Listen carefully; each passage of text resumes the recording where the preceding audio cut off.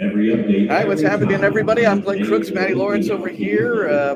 We are in LA at Dignity Health Sports Park. I hope that you went on my Twitter, @Crooks, and saw my photo of Matty Lawrence with David Beckham. There should be a statue of Matty. Is there one in Millwall? No, there isn't. I'll get it sorted. We've got to get that sorted. Well, we're trying to technically get things sorted here. You know, this is the world of honesty and transparency these days, and we've had some massive issues with the potential of our radio broadcast. We're still working through it. I've got somebody doing that now, but in the meantime, we want to present some things to you here on opening day for Major League Soccer for New York City and the Los Angeles Galaxy. Many games yesterday, one match complete today.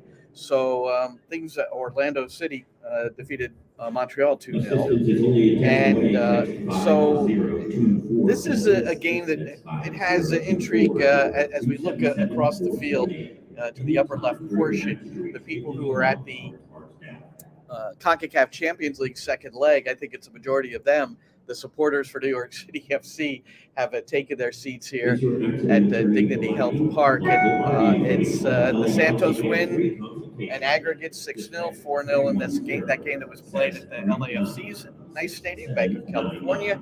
So the team was able to play there, come here. That was the home game. It was played out here over 2,100 miles from New York City. But here, opening day, Galaxy, New York City and the Galaxy, they don't have a massive history. They've only played 5 times, and not since May of 2019. So you can't really say, well, this is how this one's going to go, because many things have changed.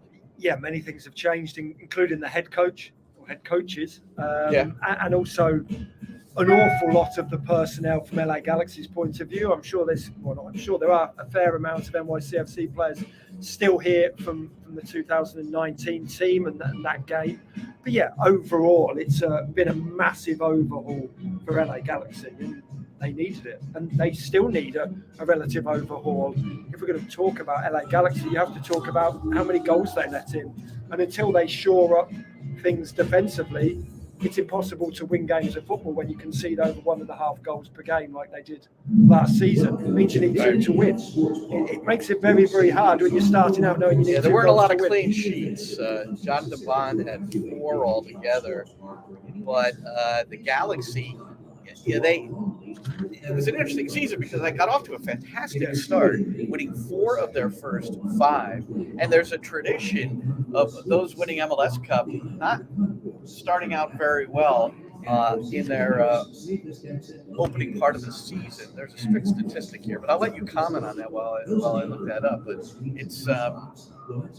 it's pretty rare where the winners, over the first 5-6 games do well. Well, it's the beauty of MLS, if you want to call it that. If you're a big fan of playoffs, which most American sports fans are, if you're a big fan of MLS Cup and the way you get there, you don't want to be hitting form at the beginning of the season, because we know what a long season it is. And even if it's congested, it feels like it's a long season. I know that's a paradox, but that's how it is with all the travelling, with the different climates.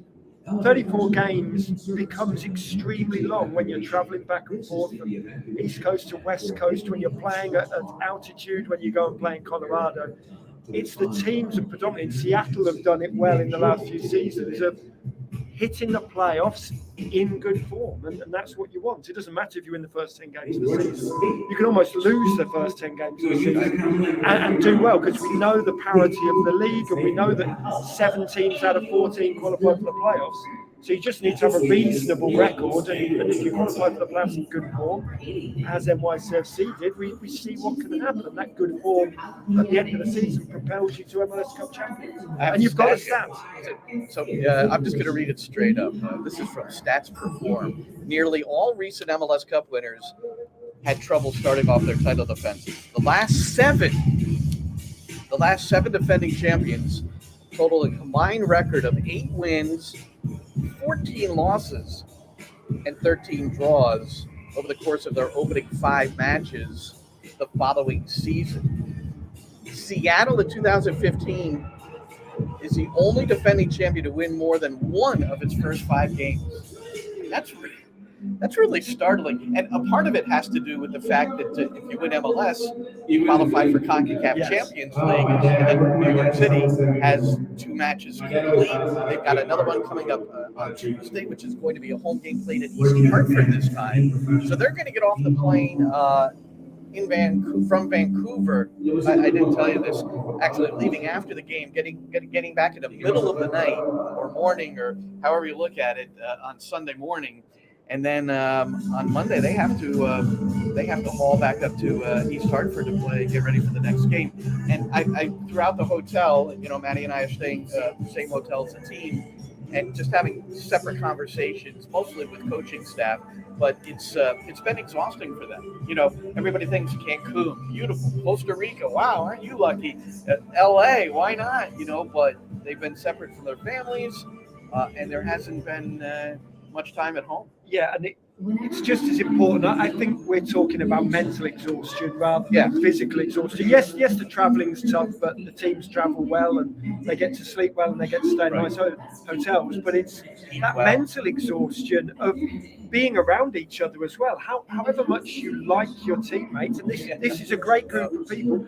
You don't want to be with everybody 24/7, and then certainly the family guys here. And the people who are living at home with their parents, maybe the younger members of the team, you don't want to be away from your loved ones for that long. It's the mental exhaustion. For me, nothing to do with physical exhaustion whatsoever. It's a mental exhaustion. And was it last night? Well, it was last night. We saw Maxi Morales was here. His family had flown over to spend time with him in LA. And he's got three or four very, very young children. The smallest is about a month old. The smallest is just nearly as tall as Maxi, being a month old. And he was cradling the little babe in his arms, and it's lovely to see. But not everybody's lucky enough to be able to fly their families here, there, and everywhere. Lots of wives and girlfriends work, obviously, as well. So that mental exhaustion has been tough, and that's a big part of the reason, as you say, Glenn, where teams start slowly in the league because they want to do well in the Champions League. Right. So far, New York City has. You mentioned Maxi Morales in MLS. He has the most assists all competitions since 2017 with 67, 6 more than Nico Ladero, and.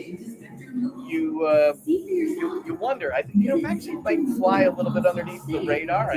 20 assists to which is the 3rd highest total ever. A couple of seasons back to lead MLS, and he's 34 years old and happily has signed up again for New York City FC after there was a lot of discussion that he may be going back home to Argentina, but he enjoys living in the States. The club has taken care of him, and he looks fresh. I mean, he's running around, and injuries have been an issue every now and then. But he last half of last season, and what we've seen so far in the early portion of this year in the CCL, actually looks good. Yeah, and I was being a little flippant about height, but certainly his stature and his weight. I think the fact that he's not carrying as much weight, he's not a 6'4", 6'5", 210-pound centre half. I do think that obviously puts less pressure on the joints. I think that makes him able to have a long career. He's a staunch family man as well, which means he's not going out partying, probably hasn't done at any point in his career, looks after himself incredibly well. And also the fact that he hasn't played every single game over the last 2 or 3 years helps as well. I think it's fantastic to see him here. And I think you're right. I think it's flown under the radar. Is he not the star name? Maybe he's not that star name, the star draw that maybe a Carlos Vela. I don't know why Ladero would be considered to have more star power than Maxi Morales, but certainly a Vela and those kind of names, you do understand it. But what he has done for NYCFC and what he has done for the league, I don't want to say it's miraculous or stupendous, but he's been solid as a DP, hasn't he? He's been very, very solid, and he's been worthy of the money. We spoke about it last night, and I can say it, I'm English, the likes of Gerrard and Lampard, I think were a waste of money. I know that's a harsh statement, but it's a fact. They were earning $6-7 million a year, and they didn't produce what we expected them to. Gerrard virtually walked into LA, here at LA Galaxy, in his first days, started talking about going back to Liverpool as a coach and things like that. it was being very disrespectful to the league. Maxi Morales has never done that. In my opinion, and I've never heard him say it, he's always been very respectful of New York as a city and MLS as a league, and obviously NYCFC as a football club as well. I think he's given his all every single minute he's been able to be out there or on the training ground. And he certainly has assisted Tati Castellanos along the way. 13 assists overall last year for Maxi in the MLS Cup season. 9 of them to Tati Castellanos, the Golden Boot winner. All right, we've got more to talk about with New York City FC and a press conference during the course of the week. And we'll get to some clips with the CFG CEO, Ferran Soriano, Sporting Director David Lee, New York City FC, and President Brad Sims. But first, I think I want to go to the opposition analysis route and bring in our friend Chris Sakonis, who he's got the info on the Galaxy, and we talked about how it's a lot has changed since 2019, the last time these two played. Chris, welcome. How are you today? Good. You'll see a little more activity going on in the background. I saw Matty's shirt, and I decided I had to reciprocate and add some more color to the broadcast. But talking about LAFC or LA Galaxy, excuse me. I think the biggest change is up front, and that's Douglas Costa. He was the big money designated player acquisition that they made in the offseason, getting him over from Gremio. It was initially a 6-month loan option to buy at the end. He's been practicing with the squad. He's pretty much fully integrated at this point. Greg Vanny said, he's not really concerned about, his integration in terms of, is he ready to join the squad yet? He's there. He said a couple things in his press conference. First, the first comment that I thought was interesting was he was asked about where he sees Costa fitting in terms of, is he a number 10? Is he a number 8? Is he sort of a mix of the two? And you'll hear Greg Vanny here talk about it, and basically says that he can sort of see him in either way. But there's one other thing he says about how he wants him to be used I think you'll find pretty interesting. Yeah, I mean, he could play either role, to be honest. I like to set him up with opportunities to be on his left foot as much as possible. That's where his magic really, really happens. So, he can play in both roles, and we might vary him throughout the course of the game just to give different looks to New York City, because he's a little bit different in each of those roles. But his ability to, again, find the pass, to eliminate the first defender, to open up new scenarios is special. And wherever that is, it will be beneficial for us. Yeah, I'm sorry, Glenn. No, first of all, I want to say he's starting. That we have learned recently, he's going to be starting on the right side of the midfield, which is where Fanny has heard suggestions where he might produce the most. But so interesting. Puts him right in. Yeah, well, he said he wants to get him on his left foot, and I'd be surprised if that doesn't end up being the game plan for him. On that right side, as you mentioned, Glenn, to try and get him in positions where he can be most dangerous. And the fact that he's starting tells you that he's not just from a match fitness perspective ready to go, but he seems to be gelling with his teammates well. At least if training camp is any indication. That brings me to my next point, because if early signs or any indication, Douglas Costa and Chicharito could be one of the most dangerous 1-2 punchers in terms of goal scoring, not just in the Western Conference, but in MLS as a whole. Chicharito in 2021 had his season cut a little bit short due to some injury issues, but when he was on the field, he was producing 17 goals, 3 assists in 2021. Seeing how those two interact in terms of linked-up play, in terms of chance creation, in terms of finishing, I think we're going to see a lot of that, particularly in terms of Costa setting up Chicharito, although we all know Costa can sort of put the ball in the back of that in his own right. The front line and how it interacts with the midfield, I think that's going to be the most important connection. Is that the next Vandy Cup we've got here? Would you like me to play it? Yes, I was just going to say that leads me into my next point, which is the midfield lost 2 key players in the offseason, as Jonathan Dos Santos, Sebastian Lletget. Key acquisition in order to sort of fill in the gap, particularly in center midfield is Marky Delgado, who comes in from Toronto FC. We'll look for him to sort of fill in that gap for Dos Santos. So Marky Delgado is going to be someone that if New York City FC want to disrupt the midfield play and sort of cause havoc there, that's going to be a key guy for them to watch. And then defensively, one guy I want to really focus on is Julian Araujo, young Mexican national team prospect, someone who was, a candidate to potentially join the U.S. men's national team and be among that young generation coming up, ultimately committed to Mexico. One thing that Greg Vanney said, and this is going to lead me into the clip here, is, how his minutes interact with Kelvin Leerdam, who is also an acquisition on the back line and back spot, and just sort of how he sees each of them having roles, and they kind of complement each other better than you might think. Yeah, I think we have two good options. I think, for me, Jules is usually going to be our primary guy. We want his legs to get up and down the sideline to provide us some attack. But Kelvin gives us a calm method, a real methodical look on the outside. He will stay home. He provides just a lot of calm, and he provides some communication, where Jules it gives you the up and down and a lot of that dynamic work. Well, there you go. I think Araujo is the number one option at right back, but I was kind of struck by how he sees Araujo as not just someone who's a right back defensively, but someone who can really come up.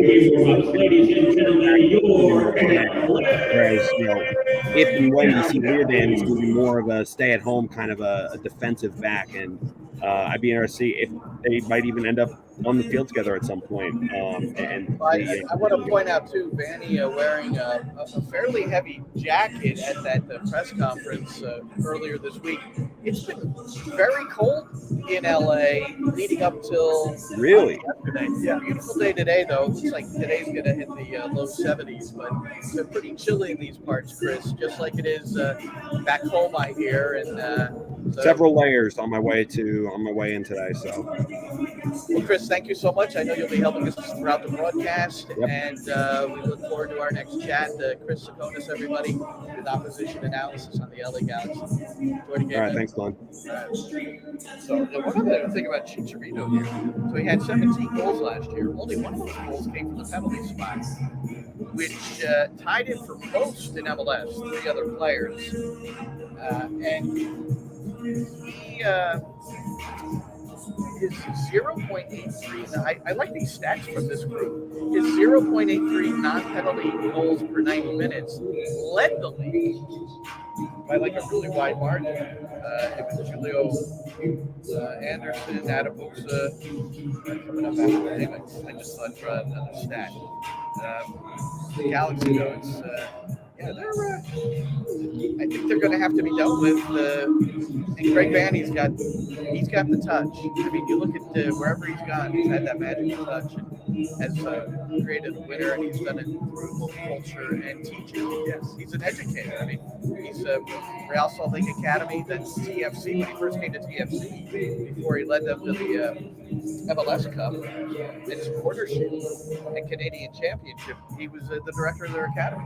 Yeah, he's worked his way up. He's at the Chivas USA Academy before that, I think, as well. Yeah. I like the fact that he hasn't just gone from being a player straight into being a head coach, which lots of players do around the world. You look at somebody like, we talked about them, Gerrard and Lampard virtually did exactly that. Wayne Rooney did, and you're now seeing that they're not quite up to it at the highest level. I think it's good that Vanney has worked with younger players, got an understanding of how younger players grow as humans and as footballers as well, and worked his way up through the coaching ranks. And as you say, he's somebody who wants to learn. He's that archetypal sponge, isn't he? He strikes me as an intelligent guy, but not somebody of the arrogance who now he's won a MLS Cup, stops trying to learn. He wants to continue to learn, a la somebody like a Jesse Marsh, who is similar. He wants to keep learning. He'll be learning until they're 60, 70, 80 years old, however they're coaching. Next coach at Leeds. Next coach at Leeds, and that could be sooner rather than later with what's going on at Leeds. But, that's for another day. But Greg Vanney still ultimately, I will go back to it, any good side knows how to defend and knows how to keep clean sheets. teams. And until Greg Vanny can get this team accumulating anywhere between 9 and 14 clean sheets in a season, I would say, probably erring on the upper end of that, sort of 11, 12, 13 clean sheets, you're not going to win. You don't deserve to win. If you could see 54 goals in a season like they did last season with a -4 goal difference, you don't deserve anything. Even if they did nearly sneak into the playoffs, they were only out of it they had one fewer win than RSL. I think that's almost sacrilegious for a team with a minus goal difference conceding 54 goals can get into the playoffs. But them's the breaks. This is how MLS works. But for me, Vanny will have been working in the off season on shoring up that defence. And defending doesn't just mean the defence. It means working from the front. You defend from the front. So the best teams in the world defend very well from the front, whether it be Bayern Munich, Barcelona in their heyday in the 2000s, whether it's Liverpool now. You see how hard. Liverpool, you see how hard, like Mane and Salah, Jota or Firmino, whoever it is, you see how hard they work on the ball. And that's what needs to happen here. And I think a little problem maybe with LA Galaxy is they've got the right Chicharito and Costa, who are coming to the end of their careers and have maybe only really liked working when they want them. Victor Vasquez as well. That's a bit of a problem for me, Glenn, the fact that they may not defend too well from the front. But still, this will be a very brutal game because LA Galaxy are dangerous. They've got a bunch of really good players. But how good a team are they? See their lineups forward here. Costa, see Chicharito's out there. Marky Delgado, who has played a lot of games and minutes under Greg Vanny at Toronto, and we had been scrolling the New York City lineup. Just one change. Santi Rodriguez had suffered a red card and missed the second leg of the Santos CONCACAF Champions League. So he's back in the lineup in place of Thiago. So it's that's a lineup right now that Ronnie feels is quite solid. Ronnie Dyla, the head coach of New York City FC, he is someone who is I think he has players that he enjoys working with, and part of that is how they are scouted and they're brought into the realm. And this past week, Taylor Twellman, who's doing the ESPN broadcast today, he moderated a session that included City Football Group CEO Ferran Soriano, who you really never hear from. It's a real rare treat to have heard from him. Sporting Director David Lee and New York City President and CEO Brad Sims all spoke in this. So I'm going to play something from Soriano first, and it's about roster construction and strategy. And he starts from the early days and works his way forward. Let's listen. There was a logic of what happened before with star players coming, and I can talk about NYCFC, David Villa, and then Pirlo and Lampard. They did help us a lot. So remember, this club was born from nothing, from scratch. The club did not exist, the name did not exist, the badge, nothing. So we needed to call the attention of New Yorkers and tell them, we're here. Please, we want to be the team of this city. And that helped us. But after that, it's about playing good football and winning. And we choose the right players for that. The fact that young players are coming to the US is based on very simplistic things. First of all, America is a great country. It's a great place to live and work. That is clear, right? Second, the level of the league is improving, has improved a lot. The level of the coaching has improved a lot. So it's a good place to come and develop. And you can see it with the young Brazilian players that we have at NYCFC. In the past, they might have think, I'd rather go to Portugal or to the Netherlands. Now they think that this is a good place to play and to enjoy the football and to play in front of great crowds, but also to develop. And the proof is that some of these players develop here to be great players, or they go to Europe. And that system is working, and is attracting players. And quite frankly, if I would be a young player in, let's say, Costa Rica or even in Argentina, and I need to choose between going to a small league in Europe or to the MLS, I would choose the MLS. How about you, Matty Lawrence? You're a young player. You're from South America. What do you choose? MLS has become the league of choice for many South Americans in particular. So do you agree with Duran's sentiment? I think so. It depends which the club is, of course. Not only here in MLS, but also in Europe. You see somebody like James Sands leaving a big club in NYCFC, going to a small league, but going to a big club. So I do agree with Duran, but there are anomalies as well. The smaller leagues, if Club Brugge want you in Belgium, you know you can play European Champions League football, you may go there. If it's Ajax or PSV in Holland, you may go there. But yes, lesser teams within those lesser leagues. I'm going 100% here to MLS. 100%. I'm not saying actually sat here talking about MLS or because I love the United States. We're talking purely football here. Yeah. And I would 100% come to MLS unless it was those bigger teams. Rangers, Celtic, PSV, Ajax, Benfica or Porto maybe in Portugal. Then yeah, I would go to those teams 100% rather than All right, as a follow-up here, David Lee, sporting director for New York City FC, certainly one of the chief architects of this MLS Cup championship team, and he talks about this scouting process, which has permitted him to, well, let's let him. The reality is that our scouting network is one of the most fundamental parts of what we do. You know, every transfer window, we're in the market to sign players, sell players.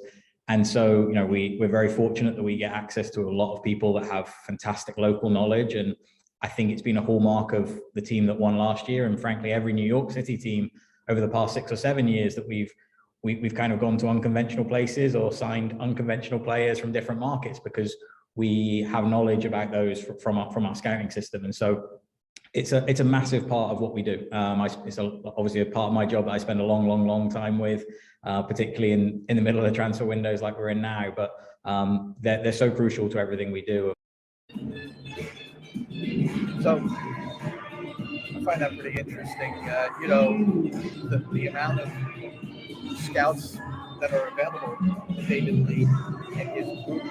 I mean, City Football Group scouts, they've got 11 franchises, which won titles. So they're feeling pretty good about what they're developing. Yeah, and it's not only the scouting network outside of those teams, it's the transference of players from around those franchises. Thiago Martins, Castellanos, you know, those type of players that are moving from one team to the other. We see it with Red Bull of New York as well. We see them doing it. But of course, it gives you an added bonus, doesn't it? You get to pick from all of those other teams, and then you get to feed the players up the chain as well, up to Manchester City, which will happen, I'm sure, at times. Jack Harrison, right? I know he hasn't played and won't play at United now, but it's intriguing to see that. It's not a cheat code, but it's a pretty damn good way of having a multinational, worldwide scouting network, having different clubs in different continents. Talk about the unconventional areas, unconventional players. Castellanos is a pretty good example, coming out of what was Torque at the time, but it's now Montevideo, which is one of the 11 satellite teams for City Football Group. Let's hear a little bit more from David Lee.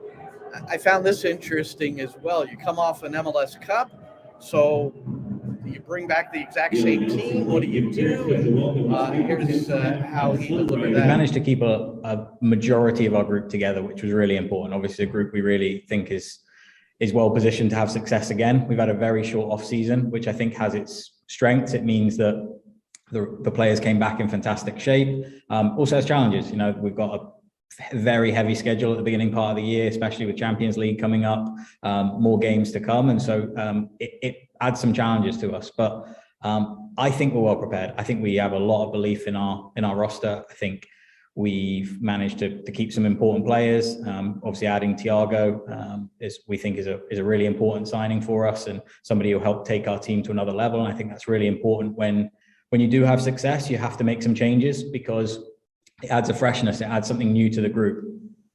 We're also not finished. You know, I think there's probably still another couple of players that we'd like to add to our group before the end of the transfer window if we can. And so, you know, I hope we'll be able to get another couple of players in as well to help the group and really fill out even more depth. So we bumped into David Lee at the hotel yesterday, so it's really chatty. He feels it sounded almost certain that more players will be added to the mix in this window, which ends in May. Yeah, and you always need to add players. Kevin Keegan always used to say back home in England, the ex-Liverpool player, managed Newcastle, always used to say, when you're successful, keep everybody on their toes, bring players in, because even winners can stagnate. Even winners can breathe that sigh of relief and think, oh, we won the cup last year, or we won the league last year, whatever it may be, and sit there and be all arrogant. But you bring in 3 or 4 guys that you think can compete for the starting position. Everybody's already back on their toes again for the new pre-season. And I think that's what David Lee is alluding to. You can't stagnate, you can't stand still, because everybody else is trying to move forward and to catch you. Everybody else is bringing in big names. There's Costa, people like that here at LA Galaxy. You're always trying to catch up with the champions. So the champions have to be positive and move forward as well. And it's not great for the starting 11 who won MLS Cup to see people coming in. They think, oh, well, we've won MLS Cup, we should be starting the first game of the season. And most of the guys are, but keep them on their toes, keep bringing in players. Thiago Martins, as you say, and there has to be another 1, 2, 3 players being brought in as well, because they've lost players. They've lost Jesus Medina, they've lost James Sands, I know he's only on loan for now. They've lost to Tajuri Shrine. They have to cover their bases and bring in players to replace them. Brazilians Tyler Magno and Thiago Andrade will certainly get more minutes. It's already seen with Magno with the departures of Jesus Medina and Ismail Tajuri Shradi. You mentioned Thiago Martins, the designated player center back. He is available today. He was cleared. He had a work visa thing for the States. That's why he could play out of country. But here in the United States, he was unable until midweek when he finally got the paperwork completed. So he's not in the starting 11. You can see the starting 11 for New York City. Fairly standard based on how the season has started. Santi Rodriguez back in the lineup in place of Thiago. That's a complete change for Ronnie Dowler with New York City coming off the 6-0 aggregate advancement to the quarterfinals of the CONCACAF Champions League. Okay, final thought. Brad Sims gets the table, and of course, all anybody wanted to know about in this MLS presser, despite all the other questions, was soccer-specific stadium for New York City FC. Challenges last summer with the site that we've been most focused on, but people say sometimes when one door closes, another one opens, and in our case, maybe actually more than one door opened. When that happened. And so now we're really enthusiastic about a potential of a few different locations within the 5 boroughs. We're committed to being in the city, but we're committed as ever to working with our fans, local elected officials. We have some new leadership, some new elected, from an elected official standpoint, a new mayor and governor in New York, and so we're excited to work with these elected officials and community leaders throughout the 5 boroughs to get something over the line. We got to make it happen. We know that it's going to be incredibly transformative for our club, for our fan base, and quite frankly for the community that we end up in. The community that it's going to be a hugely impactful, positive impact in the community that we end up in within the 5 boroughs. There's been a lot of pressure. This year, before this year, I mean, we've had, I would say, about as much urgency as you could possibly have to make this happen. It's not like we won the championship and now all of a sudden we have urgency. We've always had that urgency, or because there's a World Cup in 26 that we have to have extra urgency. I mean, we've had an extreme amount of urgency. It's just very challenging to market to get something done in, and we continue at it. I think. Is there kind of a magical line of World Cup? Yeah, yes. I think, we definitely feel like that's a huge opportunity that we wouldn't want to miss out on and be able to capitalize where there's a kind of a fever pitch peak of having the interest of soccer, the world, the eyes of the world on, on North America, on the US, and on New York being the biggest and most important market in North America. So we definitely, that's something that's in our minds for sure. But I can assure everyone that we have the maximum level of urgency and continue to have the maximum level of urgency to make this happen as soon as it's possible. All right, there he is, President and CEO Brad Sims, putting that clip up. A lot of reaction to it because there was not a whole lot of information about when, which is the most particular concern of supporters, and where. It probably hasn't changed too much, but we know that Bronx location, bit of a setback there, but then you got a new mayor, and you don't know how much of a role that plays, so hard to say.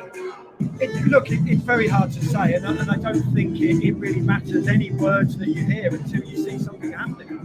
I don't think anybody really cares about words at this stage. It's when is a site bought, and when is ground broken, and when will the stadium be completed. I think that's all there is to it, because it's been a number of years now when we're talking, and rightly so, we're talking about it, but now we're at a stage of, I don't even think about it. I honestly don't think about it until I see some actual affirmative action. I don't think about it. It's just a subject that we know that needs to be resolved, but until it is, there's no point talking about the same thing over and over again.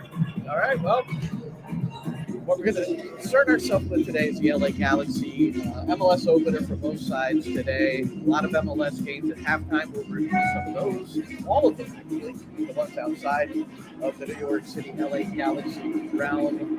New York City FC Network will be on momentarily to bring you the live commentary of this match from Dignity Health Sports Park, the former Home Depot Center, and whatever else it's been over the years. Familiar coming in. It's a wonderful day out here in LA, and I know the players are ready. The one thing I heard is yesterday's training session was one of the best in recent memory here, because it's been a difficult trip for these players. They admit it. Matty alluded to it earlier. It's more of a mental thing than physical. But here they are now on opening day, trying to defy the odds of MLS Cup champions and how they perform the early portions of the regular season following their championship. We'll see what happens. 2:03 p.m. 2:03 p.m. is the kickoff for New York City at the LA Galaxy. For Matty on Pled, enjoy the broadcast, everybody.